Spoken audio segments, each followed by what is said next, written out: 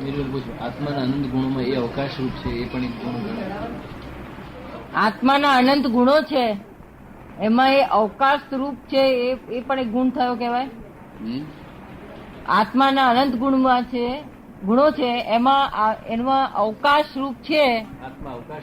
આત્મા અવકાશ રૂપ પણ છે. એ એનો ગુણ કહેવાય. અવકાશ રૂપ અદ્રશ્ય, અદ્રશ્ય, અરૂપી. અરૂપી તો છે ને. અવકાશ એટલે જગ્યાના અર્થમાં નહીં. હા, શૂન્ય, આકાશ, અરૂપી કહો છો તમે. આકાશ, આકાશ જેવું. નથી ને આત્માને પકડી. હા, એ બરાબર છે. આકાશ જેવું છે, આપણે જોઈ ના શકીએ, પકડાઈ ના શકીએ. એવું છે ને કે આ લોકોને આકાશની અરૂપી પણ સમજાય છે, આકાશનું સૂક્ષ્મત્વ પણ સમજાય છે આ લોકોને. એટલે કઈક બહારના આધાર આપું છું કે આકાશ જેવો છે, કે આના આધારે પોતે માપ કાઢે છે. નહીં માપ જોડતું નથી, સૂક્ષ્મ કેવો છે એટલે એના આધાર આપેલું સિમિલી. બાકી આત્માને તો એક્ઝેક્ટમાં લાવે એવું કોઈ સિમિલી જ નથી બહાર. એના જેવું કોઈ ચીજ જ નથી. શું કરવી છે એને બીજા રાખવાનું તારવાનું. બુદ્ધિના છેલ્લા સ્થળે પહોંચ્યા પછી એમને આગળ કેમ ન વધ્યા? જોગ બેઠો નહીં, સંયોગ જ આવે ને. જોગ બેઠો નહીં. આપડા લોકો નહીં કહેતા મારા સંજોગ બાજતા નથી. સંજોગ બાજુ જ નહીં એમને. સંજોગ બાજ્યા સંજોગ પૂરા થઈ ગયા. સંજોગ પૂરા થઈ ગયા. એટલે તીર્થંકર સ્વરૂપ હજુ પ્રાપ્ત નથી થયું એમને. બાકી દાદા કીધું ને, એક ડગલું આગળ વધે તો જ્ઞાની થઈ જાય. જ્ઞાન જ કહેવાય. અત્યારથી જ્ઞાન કહેવાય. એનો વાંધો નહીં. એનો લોકો જે બુદ્ધનું અવરું બોલે ને આવા પુત્રો જ્ઞાન. આટલા બધા થર જે વટાયા, બુદ્ધિના થર વટાયા, મનના લેયર બધા વટાઈ દીધા. બધા મનના લેયર, આખું જગત મનના લેયરમાં પડેલું મોટા મોટા સંતો એ મનના લેયર તો બધા વટાઈ દીધા અને બુદ્ધિના લેયર સંપૂર્ણ પૂરા કર્યા. પૂરો કરી છેલ્લો તો અટકી પડે. છેલ્લે પછી આગળ સંજોગ બાજારની, સંજોગ બાજારની એ લેયર ની જરૂર છે. બધામાં મહાવીર કામ લાગે ને, એ લેયર કેવો કામ લાગે છે અત્યારે બધા ચીનમાં બધે કેવું દયા, શાંતિ, કરુણા, કેવું બધું એમના કલર. એ લેયર એ કામનું છે. દરેક સ્ટેન્ડર્ડ જુદા જુદા હોય છે, સ્ટેન્ડર્ડ તૈયાર થાય છે. બુદ્ધ ભગવાન થી આ જગતના લોકોના દુઃખો જોઈને પોતાનું દુઃખ એટલું બધું વધી ગયું તે પોતે નિર્વાણ ફળતા હતા. શું કરતા હતા કે આ દુઃખોથી આવે કેમ સુધારે.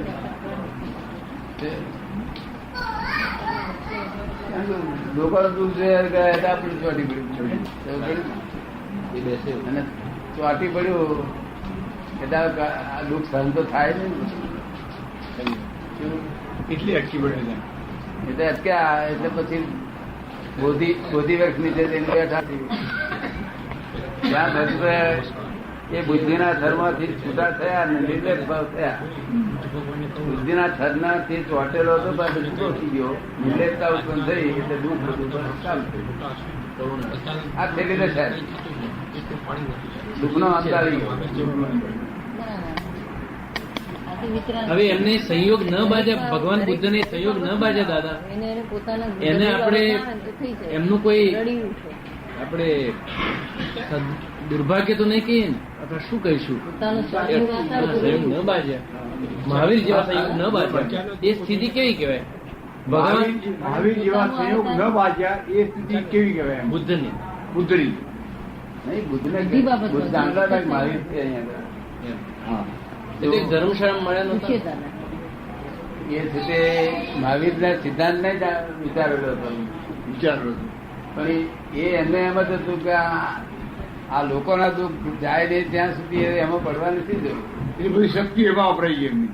લોકોના દુઃખ કાઢવાની એમની ભાવના હતી.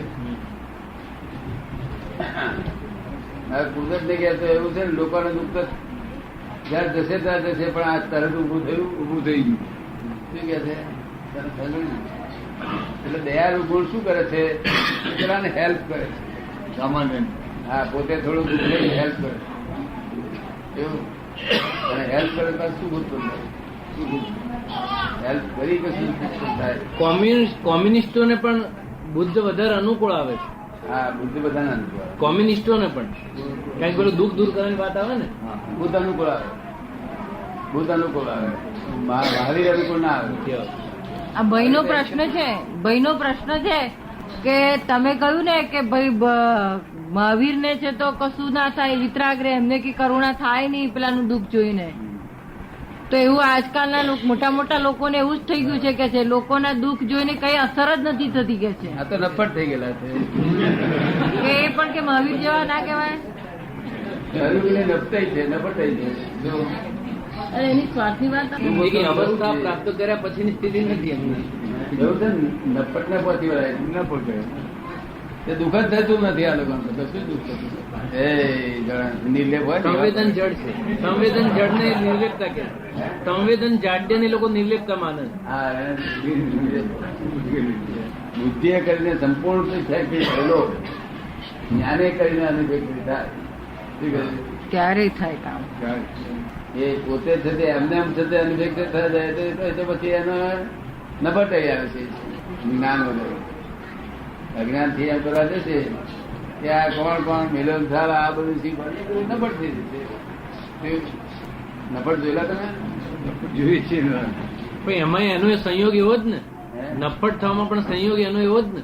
એવો એને એવો સંયોગ બાદ એ વ્યવસ્થિત તાબે એટલે આપણા દોષ ના કરે. હા, દોષ નહીં. આપણા જ કોઈ દોષ ના કરે. વ્યવસ્થિત તાબે છે બધા. વ્યવસ્થિત પ્રેરણાથી આવું કરે છે. એટલે એને ચક્કર વધારે ફરવા પડે ખરા. હે, એને ચક્કર ફેરા વધારે ફરવા પડે. આ ચક્કર બધું બહુ ફેરવાના છે, હજુ ઘણા ફરવાના. આ તો આવું આ છેલ્લી તક કોઈએ લખ્યું ઉઠાવેલું આ છેલ્લી તક. છેલ્લી તક એટલા જ માટે કે છે કે આજ 2000 વર્ષ પછી મહાવીર પછી 2500 વર્ષથી જે બધા સંતો ભક્તો બધા થયા એમનું શું થાય કે જે સંતો ભક્તો છે એમનું શું થાય? થોડા ઘણા પાછા ઉતરી જાય. હા, બીજા બધાનું શું થાય? એટલે અપવાદ માર્ગ નીકળ્યો. શું અપવાદ માર્ગ? અપવાદ, અક્રમ વિજ્ઞાન. એમને કરી કર્યું છે ભક્તોને, ફળ મળી ગયું, કામ થઈ ગયું. ભક્તો ભેગા થયા છે. આ કઈ ગપ્પું નથી કે લોકોને કશું નશું કર્યું તેનું પ્રાપ્ત થઈ ગયું. બહુ કર્યું ને ભિક્ષાઓ હતી મોક્ષની છૂટવાની, તેના એ હેતુથી આ પ્રાપ્ત થયું છે. બીજા લોકોને તો હવે અધોગતિના બધા નિશાનીઓ ઉભી થઈ. હજુ અખો કબીરો બધા ભક્તો એના છે. આપણા હિન્દુસ્તાનના બધા સંતો એના છે. સંતો કોઈ ગયા નથી આગળ. અને આવું જ્ઞાન મળે. આનંદ શ્રાવક ને કેવળ જ્ઞાન થયું હતું. આનંદ શ્રાવક ને કેવળ જ્ઞાન થયું હતું એ વાત સાચી છે? સાચી વાત.